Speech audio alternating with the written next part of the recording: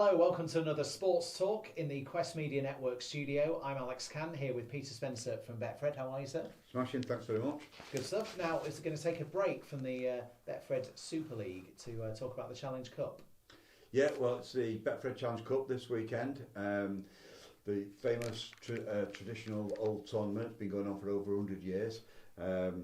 St Helens, they're at Whitehaven, so we've got top of the Betfred Super League against a championship club.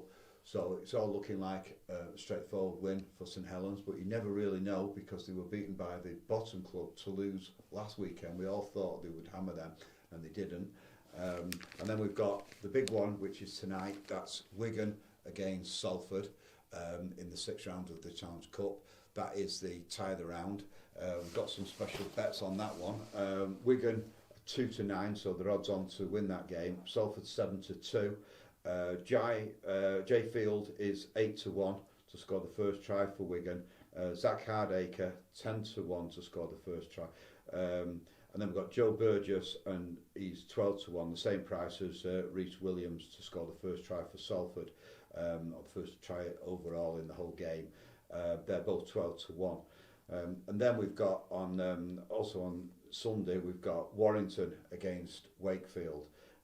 In the past this looked like a straightforward home win, but not anymore because Warrington's form is so inconsistent. You just never know what's going to happen with them.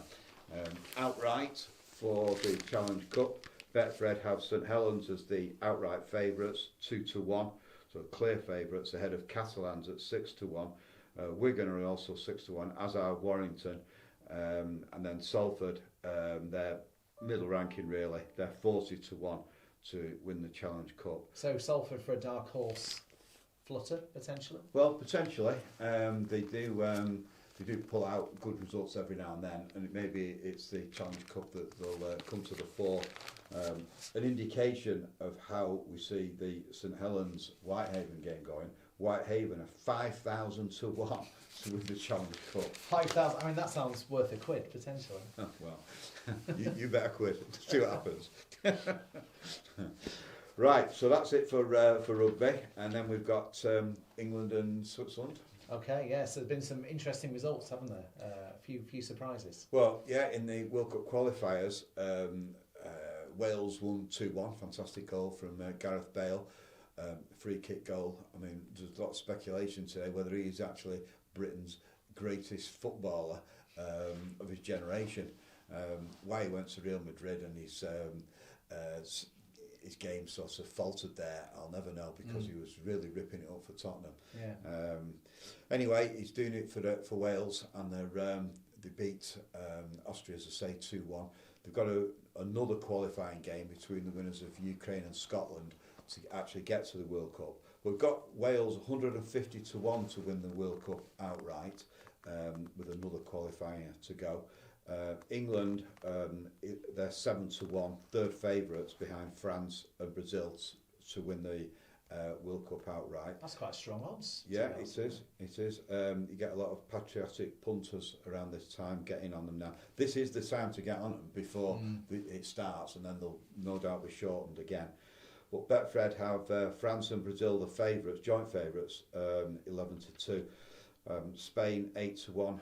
Germany 9-1. Now Italy is the big news because they're the European champions, and they were beaten last night by Macedonia. Amazing result. I mean, the whole Italian nation's in mourning this morning. What odds would you have got? Jim, I'm testing you here. What odds would you have got on Macedonia before? Well, you would have got something like 100-1 because it was quite incredible that Italy should go out to them. Macedonia to win the World Cup, 1,000-1 with Betfred. Scotland to complete the home nations, 250-1. But as I say, they've got to play the Ukraine again.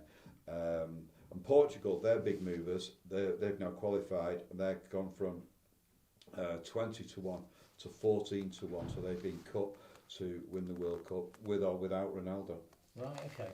And just putting you on the spot before we move off football, Premier League, is it still too close to call in terms of the betting on that? Well, my boss Fred Doney's paid out on City, so he's paid £750,000.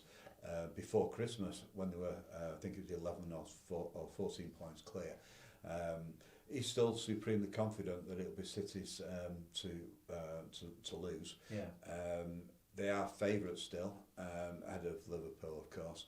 I've got these two fantastic games coming up in a week, next month between those two teams.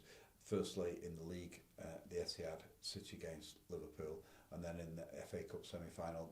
It hasn't quite been finalised yet where that's going to be. Oh yeah, that's the one that they're trying to move, isn't it? Yeah. Well, the fans want it moving, and rightly so. I mean, it's ridiculous that people from the northwest have got to traipse down to London when there's not even any trains running that weekend. Yeah, one crash on the motorway, that's it, you can't get there. Well, that's right, yeah. Or two crashes, because two motorways to get to London. Well, nowadays. yeah.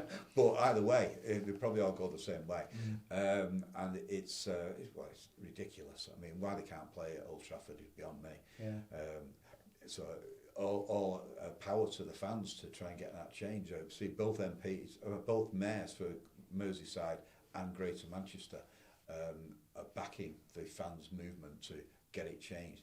But you know, with the FA, they're their own worst enemy. They bang on about the FA Cup being sacrosanct and got to be protected, blah blah.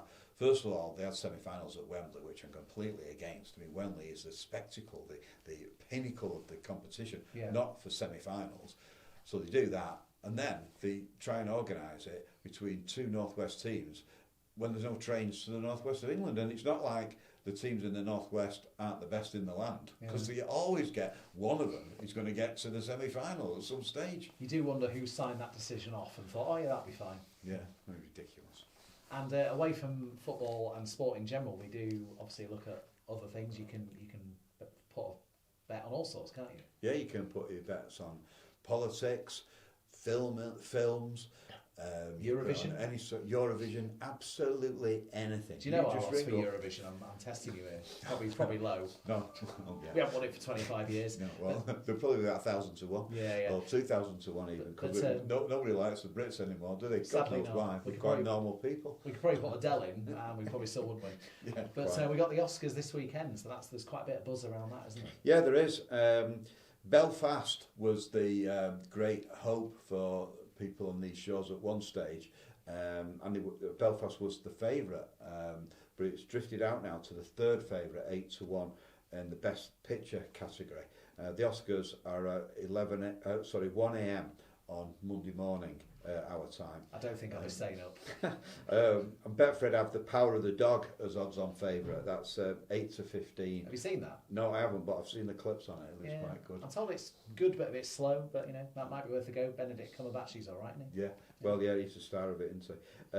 And then Coda is second favourite, 6-4. And West Side Story, which I have actually seen, that was is good, 20-1. Decent remake. Yeah, it is. Yeah, it is very good. That. Yeah, so it's quite edgy as well as being obviously a musical. 20-1. That's got to be worth a go, maybe. Yeah. I like the longer odds.